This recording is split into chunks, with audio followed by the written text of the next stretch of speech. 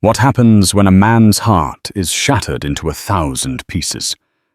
For Marshall Blackwood, a man sworn to lead 200 souls to the promised land of Oregon, it happened under a vast, merciless sky. His world ended not with a gunshot or a raid, but with the silence that followed a final, exhausted breath. In the back of a canvas-covered wagon, his beloved wife Leora gave him 2 beautiful children and paid for them with her life. Consumed by a grief so profound, it twisted into madness, Marshall would make a decision so shocking, so unthinkable, it would haunt the Oregon Trail forever. A decision that forced a desperate, childless woman to risk everything to defy him. This is the story of that choice, the lives it shattered, and the found family it forged in the unforgiving crucible of the American West. The Wyoming sky in the summer of 1852 was a boundless, unforgiving sheet of blue bleached pale at the horizons by a sun that offered light, but no mercy. For 3 months it had been the constant companion to the Blackwood Hale Wagon Company, a sprawling, slow-moving serpent of canvas and wood, creeping its way toward the promised green of Oregon. At its head was Marshall Blackwood, a man carved from the very grit and determination the trail demanded. At 32, his face was already a testament to the elements, skin tanned to the color of worn leather, and etched with fine lines around eyes the color of a stormy sea. He was a fair leader firm, but just a man who could set a broken axle, navigate by the stars, and calm a nervous pioneer with a steady word. His authority was absolute, earned not through bluster, but through a quiet competence that radiated from him like heat from the sun-baked earth. His world, his entire universe, resided in the lead wagon. It was there his wife Leora had made a home amidst the jolting and the dust. Her laughter was the melody that cut through the monotonous groan of the wheels, her presence the soft counterpoint to the trail's harsh reality. She was carrying their first child, their first children, as the midwife Martha had suspected weeks ago, and her belly round and high was a promise of the life they would build in the Willamette Valley. Every evening, Marshall would sit beside her, his large, calloused hand resting on that taut drum of life, feeling the fluttering kicks and imagining a future painted in the vibrant colors of their dreams. He wasn't just leading a wagon train. He was leading his family to a new genesis. The labor began just as the company was making camp near the Sweetwater River. It was a difficult, brutal affair. The heat in the wagon was suffocating, turning the small space into a stifling oven. Martha, a stout woman, whose face was a road map of past sorrows and frontier pragmatism, worked with grim focus, her brow beaded with sweat. Hours bled into one another. Leora's cries, at first strong and determined, grew weaker, frayed with an exhaustion that went beyond the physical. Marshall paced outside, his knuckles white as he gripped the wagon's side, the sounds tearing at him, rendering him helpless in a way no river crossing or threat of raiders ever had. He was the master of this rolling domain, yet in this most crucial of moments, he was utterly powerless.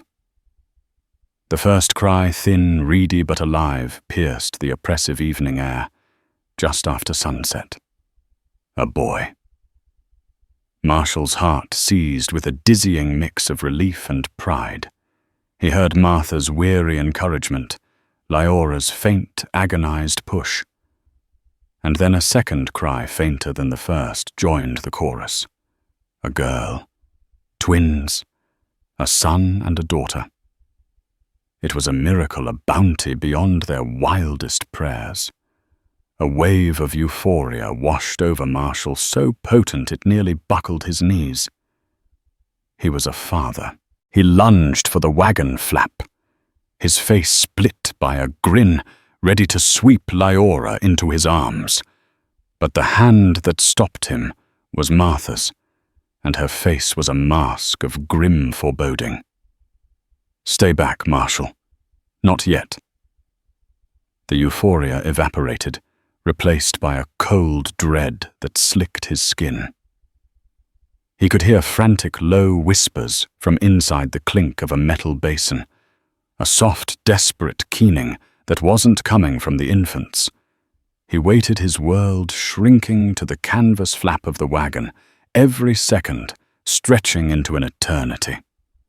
The camp, usually bustling with the sounds of supper and settlement, seemed to hold its breath. Even the river sounded hushed, expectant. Finally, after a lifetime had passed, in the space of 20 minutes, Martha emerged. Her apron was stained with a terrifying amount of blood. She didn't need to say a word. The story was etched in the deep, sorrowful lines of her face, in the hollow pity of her eyes. "She's gone." "Marshall," the midwife said, her voice a low, gravelly whisper that was swallowed by the vast emptiness of the plains. The bleeding. It wouldn't stop. She saw them just for a moment. She named them, Caleb and Abigail. Then she slipped away. Marshall stood frozen, the world tilting on its axis. The words didn't make sense. Gone Lyora. His Lyora, whose scent of lavender and campfire smoke was still on his shirt, whose laughter was still echoing in his ears. He pushed past Martha, stumbling into the dim, lantern-lit interior of the wagon. The scene would be burned into his memory for the rest of his days. Lyora lay on the mattress, her face pale as alabaster in the flickering light, a serene, almost peaceful expression on her lips. She looked like she was merely sleeping. But the stillness was absolute. The life force that had animated her so vibrantly, so completely, was extinguished. Beside her, wrapped in clean linen, were two tiny, wrinkled, red-faced bundles. They were the cause. They were the price. A sound escaped Marshall's throat, a raw, animalistic howl of a man whose soul had been ripped from his body. He didn't see two miracles. He saw two thieves. They had stolen her breath, her light, her future. In that moment of pure, undiluted agony, something inside him shattered. The competent leader, the loving husband, the hopeful father, they all died with Lyora. What was left was a hollow shell, filled with a grief so vast and so violent, it demanded an outlet. He barely registered the next 2 days. They buried Lyora on a small rise overlooking the river, a simple wooden cross marking the spot where all his dreams now lay interred. The women of the train took turns with the twins cooing over them, trying to coax drops of precious watered-down cow's milk into their tiny mouths. They offered Marshall condolences, plates of food he couldn't eat, and sympathetic glances he couldn't bear. He saw accusation in their pity, judgment in their kindness. He retreated into a dark, silent world. He drank. The whiskey he kept for medicinal purposes became his only solace, dulling the sharp edges of his pain into a throbbing, constant ache. He would stand by the river at night, staring west, not at the future, but at the endless, mocking darkness. The cries of his children, carried on the night air from a neighboring wagon, were like daggers to his heart. They were Lyora's death knell, a constant wailing reminder of what he had lost. On the third morning, Marshall Blackwood walked into the center of the circled wagons, his face gaunt, his eyes burning with a feverish, unnerving light. He climbed onto a crate, his movements stiff and unsteady. The camp fell silent, sensing a shift, a crack in the foundation of their small, rolling society. "I can't take them," he began, his voice rough raw from whiskey and unshed tears. The pioneers exchanged uneasy glances. They assumed he meant he needed help, a wet nurse, a permanent arrangement for their care on the trail. Several women, including the kind-hearted Mrs. Gable, began to step forward. Marshall held up a hand, silencing them. A dark, twisted logic had taken root in the barren soil of his grief. He saw the path forward, a way to cut the cancer out, a way to punish the world for taking Lyora from him. "I can't take them," he repeated, his voice gaining a strange, chilling strength. "They need a mother, a family, something I can no longer provide. This company is bound for Oregon. It's a hard journey. A babe in arms is a burden. 2 is a curse." Obadiah Smith, a grizzled trapper and Marshall's second-in-command, stepped forward, his brow furrowed with concern. "Marshall, what are you saying?" "Folks will help. We'll manage." Marshall's gaze swept over the crowd, but it was vacant, unseeing. He was a man addressing ghosts. "Help isn't enough," he declared, the words dropping like stones into the stunned silence. "They need a proper home, a real claim. So I'm offering one, a chance for a family to have what they've always wanted. An heir, a legacy." He paused, letting the weight of his unhinged proposal settle. "I will give my children to the family that makes the best offer. You're all heading to Oregon to claim land to build a future. What is that future worth to you? What is a son worth? A daughter? You will bid. Not with money, with stock, with acreage off your future claim, with whatever you have that proves you can provide for them. We will hold an auction, right here, right now." A collective gasp rippled through the crowd. An auction, for his own flesh and blood. It was monstrous. It was unthinkable. Men looked at their wives in horror. Women clutched their own children closer. This wasn't the Marshall Blackwood they knew. This was a man possessed by a demon of grief, a stranger standing on a crate and proposing the unthinkable. In the back of the crowd, a woman named Lydia Abernathy, a quiet, solitary figure who rarely spoke to anyone, felt the blood drain from her face. Her hands, clasped tightly at her waist, began to tremble. For years her arms had ached with an emptiness no one could see. And now she was witnessing a father mad with sorrow, trying to create that very same emptiness in his own life twice over. The silence that followed Marshall's declaration was a living thing, thick and suffocating. It was broken by the nervous cough of a man, the scandalized whisper of a woman, and the distant, innocent cry of one of the very infants being discussed.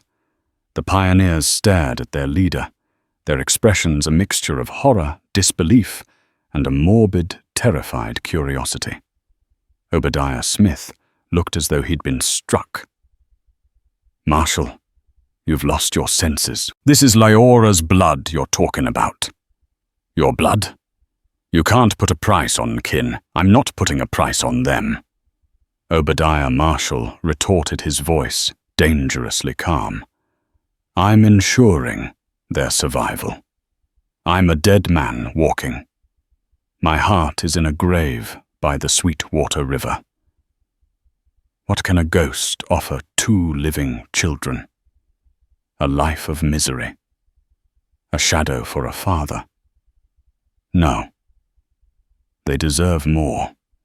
They deserve a home that isn't haunted." His gaze swept across the assembled families. "Think of it," he urged, his tone shifting into that of a twisted salesman. "The Miller family. You have 3 daughters. What would you give for a son to help work your claim? Mr. Gable, your wife has a good heart. Your land will be fertile. What's a few acres off a 640-acre plot in exchange for a legacy? He was weaponizing their ambitions, their dreams of a new life in Oregon against them. He was forcing them to confront the raw, transactional nature that lay hidden beneath the veneer of community.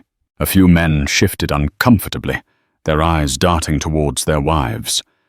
The idea was abhorrent, a violation of all that was decent. And yet, the seed was planted. A son, a daughter, ready-made heirs without the risk and pain of childbirth on the trail. A man named Hatcher, a thin, ferret-faced speculator who had joined the train in Fort Laramie, watched the scene with narrowed, calculating eyes. He had no wife, no desire for children, but he understood currency.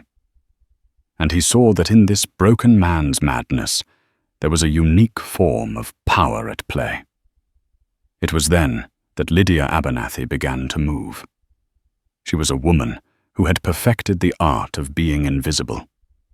At 35, she was plain in a way that seemed deliberate, her brown hair always pulled back in a severe bun, her calico dresses always faded to a muted grey. Her husband Thomas had been taken by cholera a year before a quiet, gentle man who had understood the deep, abiding sorrow of her barrenness. They had tried for 15 years. They had prayed, they had visited doctors in the East. They had drunk bitter herbal remedies offered by old women. Nothing. The emptiness in her womb was a constant hollow ache, a grief for children she had never held. Since Thomas's death, she had become a ghost on the wagon train, doing her chores with quiet efficiency, speaking only when spoken to. Her loneliness a shroud no one dared to pierce. But Marshall's words had pierced it. They had lanced a wound she thought was scarred over and set it bleeding anew. As she pushed her way through the murmuring crowd, she wasn't thinking.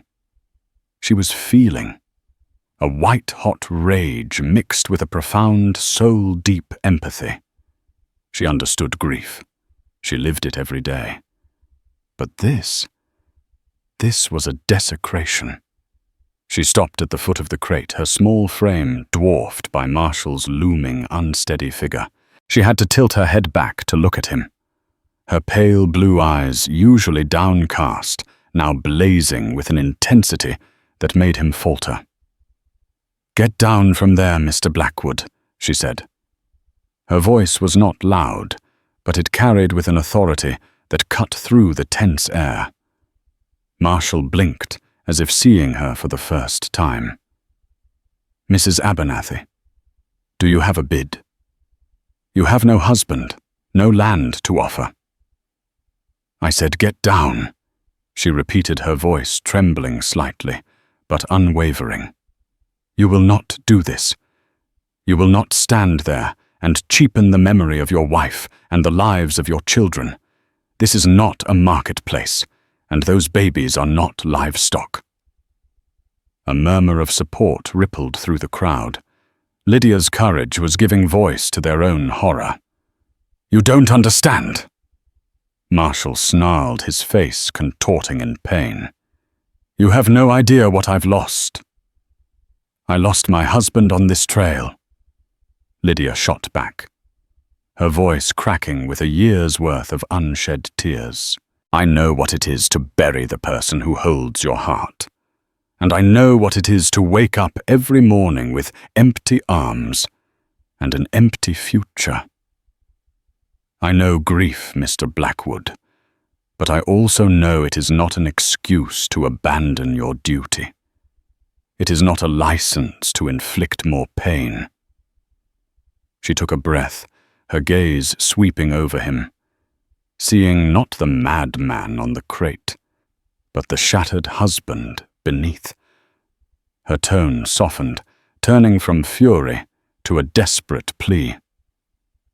"She gave them to you, Marshal," she said, her voice dropping to an intimate whisper that only he could hear.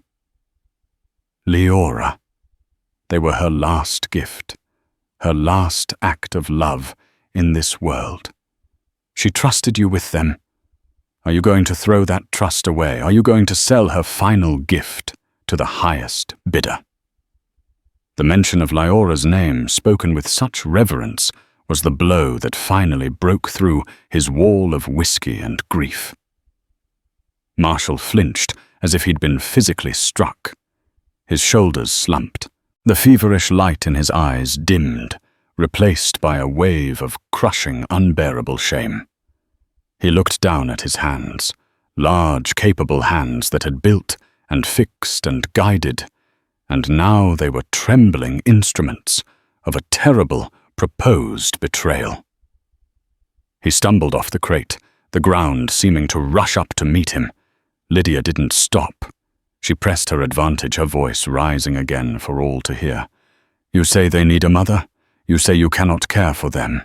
Then let me. I will do it." The crowd gasped. Obadiah looked at her, his expression a mixture of awe and concern. "Lydia, what are you saying?" "You alone." "Yes, me," she affirmed, turning to face the pioneers. "I have milk from my goat. I have a wagon. I have 2 hands and a heart that has been waiting a lifetime for a purpose. I have nothing to offer in terms of land or stock. I cannot bid in Mr. Blackwood's cruel auction. My bid is this: I will care for them. I will feed them, clothe them, and protect them with my life until we reach Oregon. I will be their mother in every way but blood. And I will do it not for a claim or for a legacy, but for them. And for the memory of Leora, a woman I barely knew but whose courage I will honor." She turned back to Marshal, who was now leaning against the crate, his head in his hands. "This is my offer, Mr. Blackwood, not a purchase, a promise. Give them to me, let me be their sanctuary until you find your way back from the darkness." Marshal didn't look up. He couldn't face her. He couldn't face any of them. He just nodded a single jerky movement. The auction was over before it began. A collective sigh of relief went through the company. Mrs. Gable hurried to Lydia's side, patting her arm. "Oh, you dear, brave woman. We will help you, of course." But the matter was not entirely settled. The speculator Hatcher stepped forward, a sly, unpleasant smile on his thin lips. "This is all very touching," he said, his voice slick as snake oil. "But a verbal agreement made under duress isn't exactly binding. Mr. Blackwood is the legal guardian. He's clearly not in his right mind.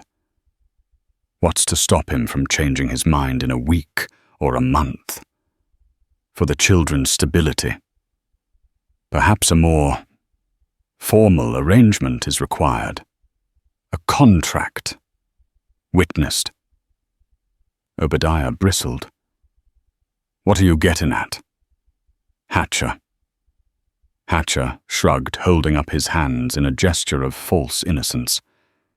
"Just thinking of the children's welfare. A woman alone with no claim to them, and a father who one day tries to sell them and the next gives them away. It's an unstable situation. Someone needs to ensure things are done properly." He looked from Marshall's broken form to Lydia's determined face, and a flicker of an idea seemed to cross his mind.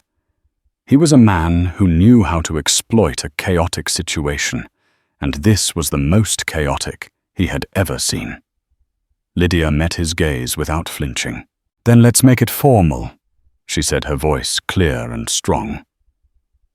She walked over to the back of Obadiah's wagon and procured a piece of paper, an inkwell, and a pen. She brought them to Marshall. "Write it down, Mr. Blackwood," she commanded softly. "Write that you are entrusting Caleb and Abigail Blackwood to my care for the duration of this journey, that I will act as their guardian." so there can be no question.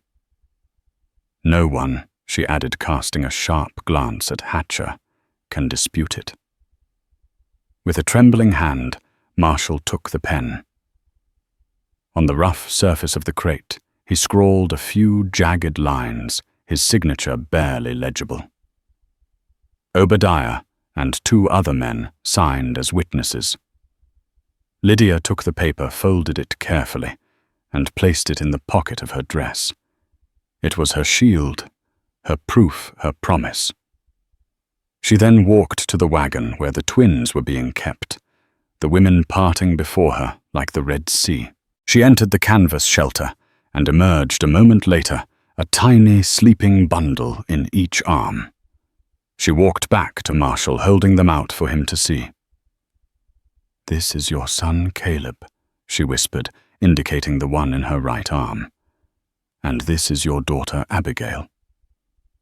For the first time since their birth, Marshall truly looked at them. He saw the tuft of dark hair on his son's head, so like his own. He saw the delicate curve of his daughter's cheek, an exact replica of Leora's. His face crumpled, and a single hot tear, the first he had shed, escaped and traced a clean path through the grime on his cheek. He reached out a hesitant, shaking finger and gently touched Caleb's hand. The baby's tiny fingers instinctively curled around his, a grip of surprising strength. It was not a moment of healing, not yet, but it was a crack of light in the profound darkness. He had given them away. But in doing so, Lydia Abernathy, the quiet woman he'd never noticed, had just saved him from an unforgivable sin. The journey ahead was long, and the ghosts were not yet banished, but for the first time in 3 days, the future held something other than a gaping void.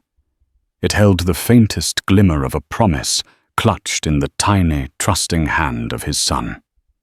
The wagon train moved on, but its heart had changed. The steady, rhythmic beat of progress was now underscored by a tense, uncertain arrhythmia.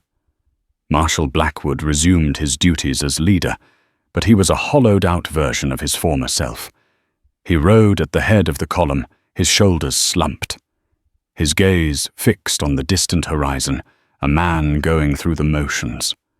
He issued commands, scouted the trail, and negotiated with the land, but the quiet confidence was gone, replaced by a brittle, silent detachment. He was a captain steering a ship, but his own vessel was wrecked. The center of the train's new gravity was Lydia Abernathy's wagon. It had transformed from a solitary, mournful space into a bustling, chaotic nursery. The twins were demanding tyrants. They cried for milk at all hours, their wails cutting through the canvas and serving as a constant public broadcast of Lydia's new reality. Her quiet, orderly life was shattered. Her days were a blur of heating diluted goat's milk over the fire-washing soiled linens in precious water, and pacing the confines of her wagon, rocking a child in each arm, her own body aching with a fatigue she had never known. Yet it was an ache she welcomed. The hollowness in her arms was finally filled. When she looked down at Abigail's delicate, sleeping face, or felt Caleb's tiny fist clench her finger, the exhaustion melted away, replaced by a fierce, protective love that was as powerful as it was unexpected. This was real. This was purpose. She had stepped into the void of the Blackwood family's tragedy, and found to her astonishment that it was giving her a reason to live beyond mere survival. The other women of the train, led by the matronly Mrs. Gable, rallied to her side. They brought her extra rations, spelled her for an hour, so she could catch a snippet of sleep, and offered an endless stream of advice, some useful, some not. "You must keep their feet warm, Lydia. It wards off the colic." My mother swore by a bit of sugar water to quiet a fussy babe. Lydia accepted their help with quiet gratitude, but she was the one who bore the true weight of the responsibility. She was their mother now in practice, if not in name. Marshall kept his distance. A wall of shame and grief stood between him and Lydia's wagon. He would watch from afar as she tended to the children, his heart a tangled knot of conflicting emotions. He felt a flicker of gratitude so profound it was painful, but it was poisoned by resentment. Her competence was a mirror to his own failure.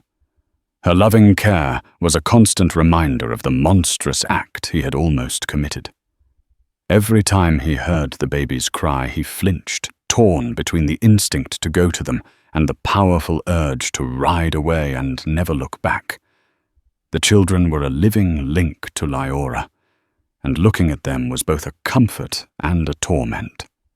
Abigail had Leora's eyes a deep, soulful blue that seemed to see right through him. Caleb had her stubborn chin. Sometimes in the dead of night he would walk to the edge of the camp and stand there listening. He could just make out the soft lullaby Lydia would hum, a simple, nameless tune. It was the sound of the life he was supposed to have, a life now, being lived by a stranger.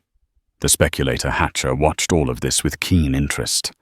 He saw the power vacuum created by Marshall's broken spirit. A wagon train, Hatcher knew, was a microcosm of society, and it needed a strong leader, especially as they entered the more treacherous stretches of the trail. He began to sow seeds of dissent, his words as subtle and poisonous as hemlock. A crying shame about Blackwood, he'd say to a group of men gathered around a campfire. Fine leader he was. But a man's spirit can break just like an axle. Can a man who tried to sell his own children be trusted to see us through the Blue Mountains? He'd approach the families who were growing weary of the journey, their optimism worn thin by the relentless dust and hardship. The pace has slowed since. The incident, he'd murmur, gesturing vaguely toward Lydia's wagon. We're losing precious time.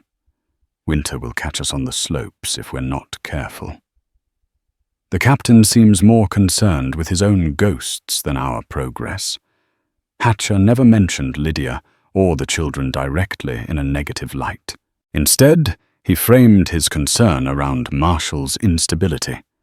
He was chipping away at the foundation of Marshall's authority, presenting himself as the logical, clear-headed alternative. He was a man of business. He implied a man who wouldn't let personal tragedy cloud his judgment. The whispers found fertile ground.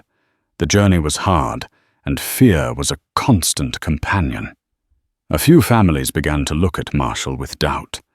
They saw the haunted look in his eyes, the way he sometimes seemed 1,000 miles away, and they wondered if Hatcher was right. The brewing tension came to a head when Caleb fell ill. It started with a fever, a listlessness that terrified Lydia. His cries became weak and pathetic, and he refused to take milk. Panic seized her. The trail was no place for a sick infant. There were no doctors, only Martha, the midwife, whose knowledge was limited to herbs and common sense. Lydia did everything she could. She bathed him in cool water. She tried to force droplets of liquid between his cracked lips. She prayed with a fervor she hadn't felt in years. But he only grew weaker. After a day of this, her face etched with fear and sleeplessness, she knew she couldn't do it alone. Swallowing her pride, she went in search of Marshall. She found him by the river, skipping stones across the surface with a grim, mechanical motion. "Mr. Blackwood," she began, her voice hoarse. He turned his expression guarded. "Mrs. Abernathy." "It's Caleb," she said, the words tumbling out. "He's sick.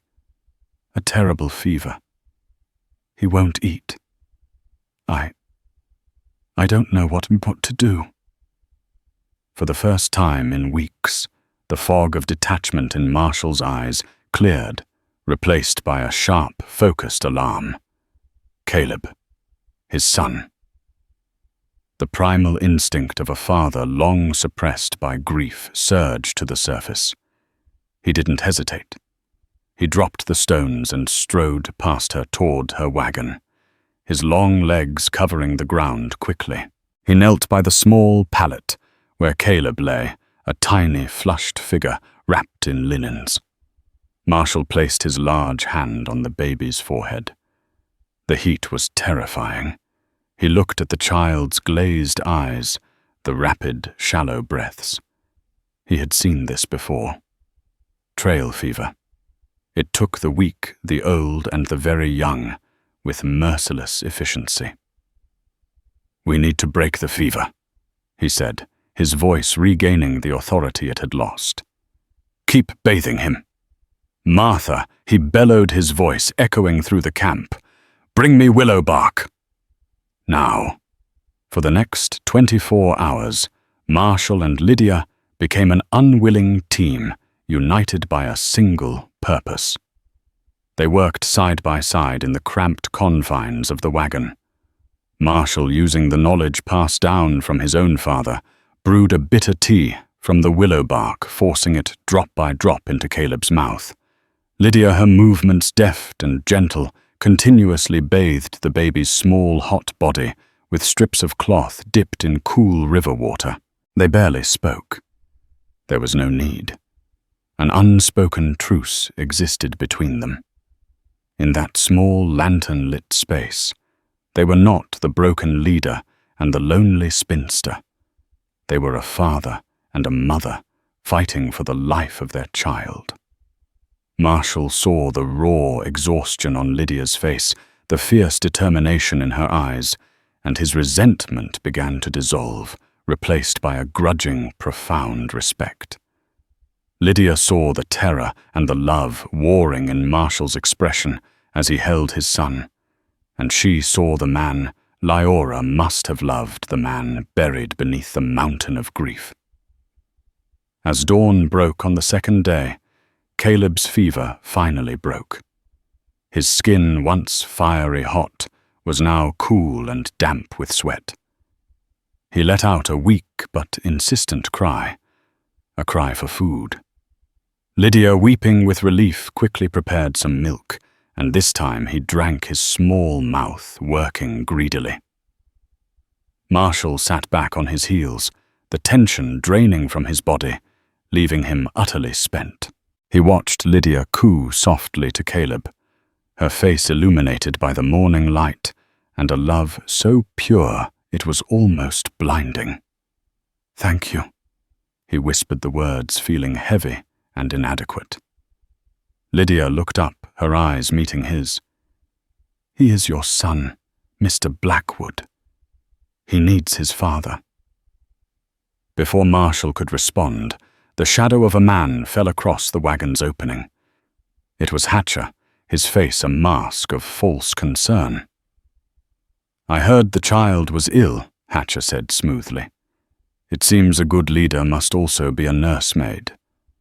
I trust this hasn't delayed us too much. The mountains wait for no man, especially not one distracted by domestic troubles." The insinuation was clear, the timing venomous.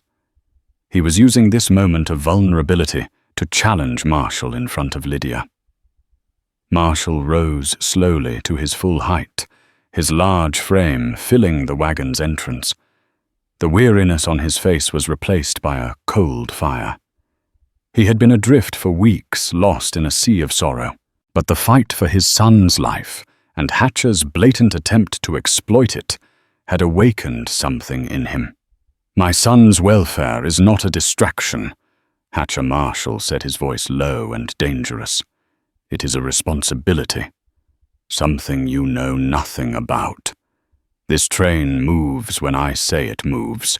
If you have a problem with my leadership, you can challenge me in front of the council tonight. But if you ever again imply that my children are a burden, I will personally see to it that you walk the rest of the way to Oregon." Hatcher's smirk faltered. He had miscalculated, mistaking Marshall's grief for permanent weakness.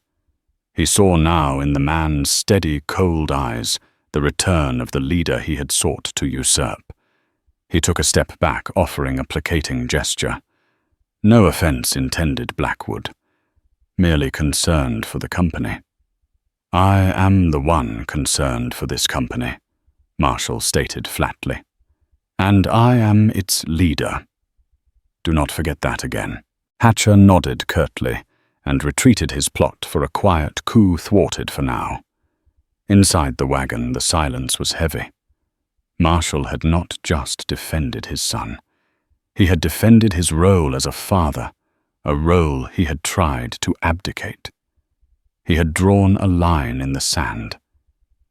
He looked from the retreating figure of Hatcher to Lydia, who was watching him with a new, unreadable expression. The fragile truce forged in the heat of a fever had just been tested, and for the first time it felt like it might just hold. Marshall's confrontation with Hatcher was a dam breaking. The stagnant water of his grief, which had threatened to poison the entire company, had finally found an outlet in righteous anger. Word of the exchange of their leader's cold fire and his unwavering defense of his son spread through the camp like wildfire, extinguishing the smoldering whispers of dissent. The pioneers had witnessed not the broken widower, but the return of the resolute leader they had chosen to follow into the unknown. The incident had forced Marshall to act, to defend, to inhabit the role of a father he had so violently abdicated. The desperate primal fight for Caleb's life had tethered him back to the world of the living, his anchor cast not in duty, but in a love he was only just beginning to comprehend. He did not, however, reclaim his children. To march into Lydia's wagon and take them back would have been an act of profound arrogance, a denial of the grace she had shown him. The arrangement continued, but its nature underwent a seismic shift. The invisible wall of shame and resentment between them had been irrevocably breached. Marshall no longer watched from a distance, a ghost haunting the edges of his own life. He started visiting Lydia's wagon every evening as the sun bled crimson and gold across the plains. His visits were tentative at first, rituals of quiet offering. He wouldn't stay long. He'd bring a piece of dried juniper for her fire that would burn with a fragrant smoke, or a bucket of fresh, cool water from the deepest part of the river. Sometimes he would just stand there, his large frame filling the wagon's opening, his hat in his hands, a man relearning the language of domesticity. He would watch, mesmerized, as Lydia, with a patience that humbled him, fed Abigail with a small spoon, or rocked Caleb, humming a soft, nameless tune that had become the unofficial anthem of their strange, fragile world. One evening, as twilight settled like a purple veil over the camp, Lydia looked up from Caleb's makeshift cradle. "He has your hands," she said, her voice soft in the stillness. She gently lifted the baby's tiny starfish hand for Marshall to see. Strong, stubborn. Marshall felt a painful lump form in his throat. He managed a faint smile, the first genuine smile Lydia had ever seen grace his features. It was a flicker of light in the long twilight of his sorrow. He reached out a hesitant finger and let the baby grip it, the surprising strength a jolt to his heart. "And Abigail has Leora's smile," he said, his voice thick with an emotion he no longer tried to suppress. "Even when she's sleeping, you can see it right at the corners of her mouth." These small moments were stitches, slowly, carefully mending the torn fabric of his life. He found himself speaking of Leora, not in the agonized, whiskey-fueled bursts of his initial grief, but in quiet, reflective tones that honored her memory instead of cursing it. He told Lydia how they had met at a barn raising back in Missouri, how he'd been so clumsy he'd nearly dropped a beam on the preacher. He described Leora's dream of an apple orchard in Oregon, her plans for a white picket fence, her terrible, irrational fear of spiders, and the way she hummed slightly off-key whenever she baked bread. In sharing these memories with Lydia, he was keeping Leora alive, not as a haunting spectre, but as the vibrant, laughing woman she had been. And Lydia listened, providing a silent, steady presence that allowed him to grieve without drowning. She became the keeper of his stories, the guardian of a past she had never known. She in turn found herself opening up to him, unlocking rooms in her heart that had been sealed since her husband's death. She spoke of her quiet life with Thomas, of their shared unspoken sorrow over their childlessness, of the profound loneliness that had consumed her after he was gone. He was a good man. She told Marshall one night, her eyes fixed on the dancing flames of the campfire. He would have loved them so much. They were two solitary souls, bound by a tragedy, and two small children forging a strange and fragile partnership in the vast, indifferent wilderness. They were a tableau of grief and hope, a man learning to be a father, and a woman who had become a mother overnight. Hatcher, however, was not a man to accept defeat. His public challenge had failed his attempt at a coup, thwarted by the very man he sought to depose. So he resorted to more insidious tactics, his malice curdling into a twisted legalistic strategy. He knew the greatest leverage he had was the precarious standing of Lydia's guardianship. He began to work on the more fearful members of the company, those whose nerves were frayed by the long journey and the looming shadow of the Blue Mountains. He cornered William Gable one afternoon as he was greasing his wagon wheels. A terrible shame, the whole situation. Hatcher began, his voice oozing false sympathy. But have you considered what happens when we reach Oregon City? A place with judges with laws. They will look at an unattached woman with no blood ties and a father known to be unstable. He let the word hang in the air. That paper she carries. It was signed under duress. It won't stand up. The children will be made wards of the court. Or worse. He let the implications fester. Worse. The word was a poison dart, conjuring images of grim, overcrowded orphanages of Caleb and Abigail being separated of their futures, being handed over to indifferent strangers. Hatcher's plan was no longer to usurp Marshall. It was to gain control of the children themselves. In the burgeoning, law-starved territory of Oregon, a man who arrived as the benevolent legal guardian of two healthy heirs could control their land claims.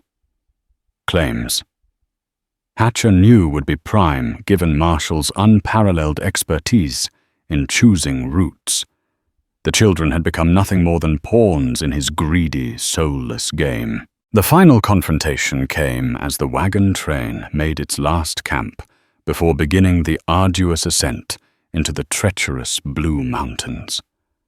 The air was thin and cold, carrying the scent of pine and the promise of winter. This was the last great barrier, the final test of their endurance, and the mood in the camp was tense. Hatcher chose his moment with theatrical precision. As families gathered for their evening meal, he gathered his small contingent of anxious pioneers and confronted Marshal, Lydia, and Obadiah in the center of the camp, forcing a public audience. Blackwood Hatcher began his tone formal and severe, the voice of a man enacting a painful but necessary duty. On behalf of several concerned families, we must address a grave concern for the welfare of your children. He made a dismissive gesture toward Lydia, who stood holding Abigail, her face pale but resolute. This arrangement is untenable. It has no legal foundation. When we arrive in a civilized territory, The authorities will intervene. For the stability and future of Caleb and Abigail, a proper legal guardian must be established. A man with a claim with resources, a man who can protect their interests. And I suppose you're volunteering for the job? Hatcher Obadiah scoffed, spitting a stream of tobacco juice dangerously near Hatcher's polished boots. I am a man of means and foresight, Hatcher stated smugly, puffing out his chest. I am prepared to formally adopt the children. I have drawn up papers. I will sign them, make it legal and binding. I will ensure their inheritance is protected. It is the only logical, sensible solution. Lydia clutched Abigail so tightly the baby stirred and whimpered. You will not take them. My dear woman, you have no say in the matter. Hatcher sneered, his veneer of civility cracking. You are nothing to them. A temporary nursemaid who coerced a grieving man. The law will see it that way, I assure you. Marshall stepped forward, placing himself between Hatcher and Lydia. He looked tired, the lines on his face carved deeper by the past months, but his eyes were clear and steady. He had spent weeks crawling out of his own grave, and he would not let this vulture drag him back into the darkness. The law marshal said, his voice ringing with a newfound strength that carried to every corner of the silent camp, will see that they are my children. Mine. My name is Blackwood. Their name is Blackwood. Any claim they have is through me, their father, and my late wife. A father who tried to auction them like cattle. Hatcher spat, playing his final venomous card, his voice dripping with theatrical shock. You forfeited your rights that day, Blackwood. These good people are my witnesses. He gestured grandly to the assembled crowd. A wave of shame washed over Marshall's face, a visible tightening of his jaw. But it was fleeting. He held his ground. He did not look at Hatcher. He looked at Lydia, at the trusting child in her arms. Her fierce, protective love, a palpable force.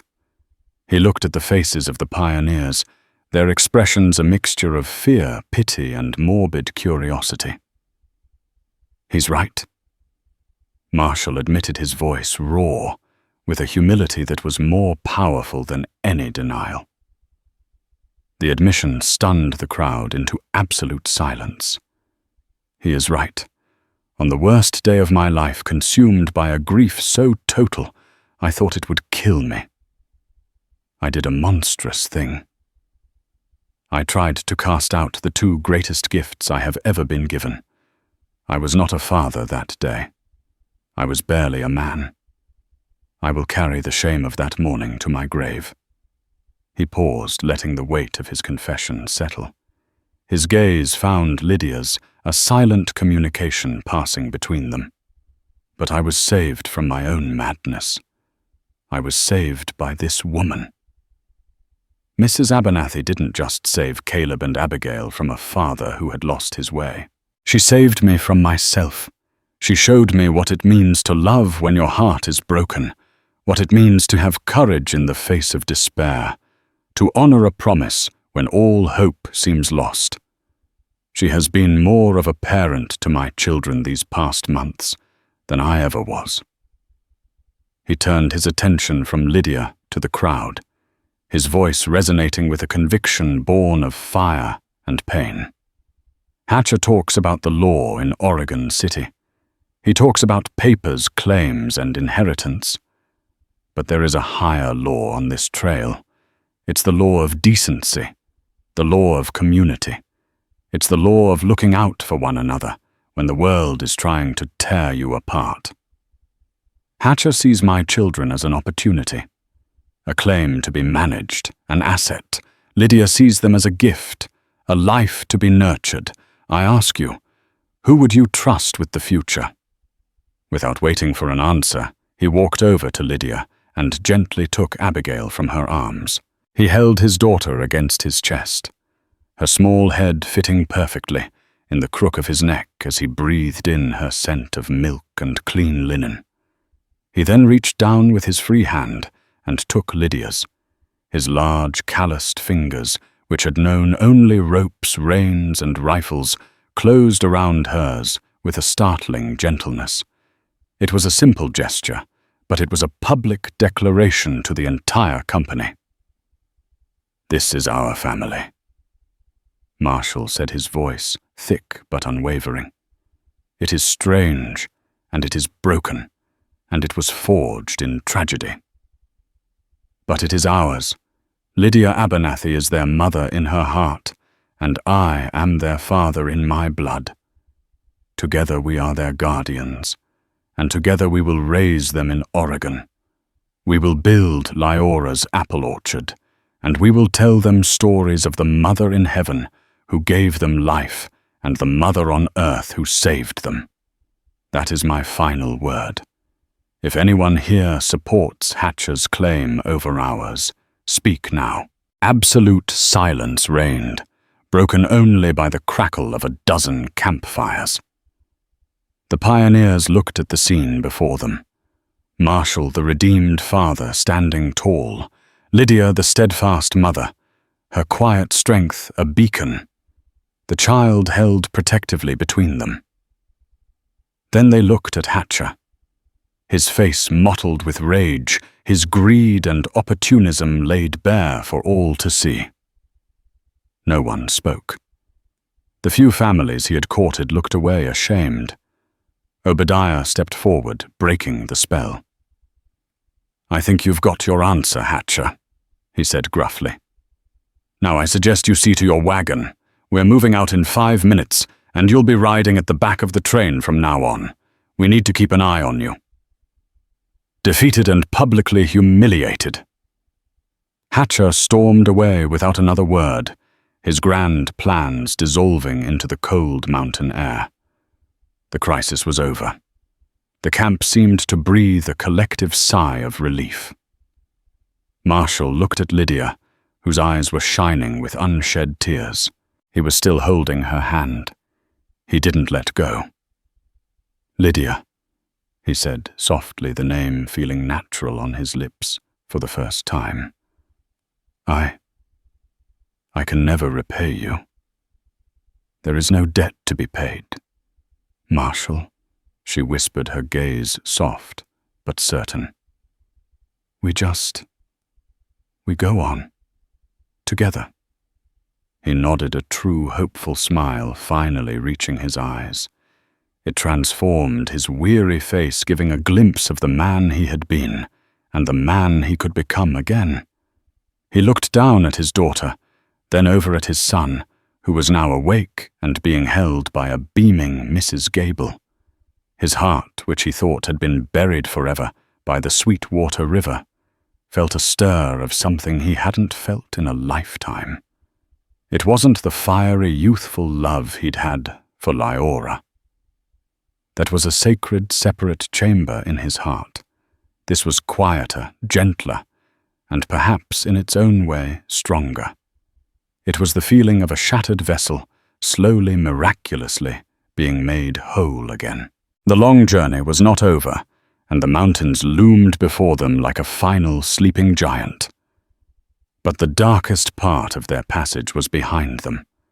They would face what came next, not as a broken man and a lonely woman, but as a family forged in the crucible of the trail, ready to build a new life from the ashes of the old. In the end, Marshall Blackwood and Lydia Abernathy didn't just lead a wagon train to Oregon.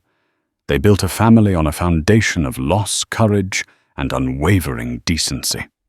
Their story is a powerful reminder that our darkest moments do not have to define us. It shows that grief can be a monster, but that love and compassion can be the heroes that defeat it.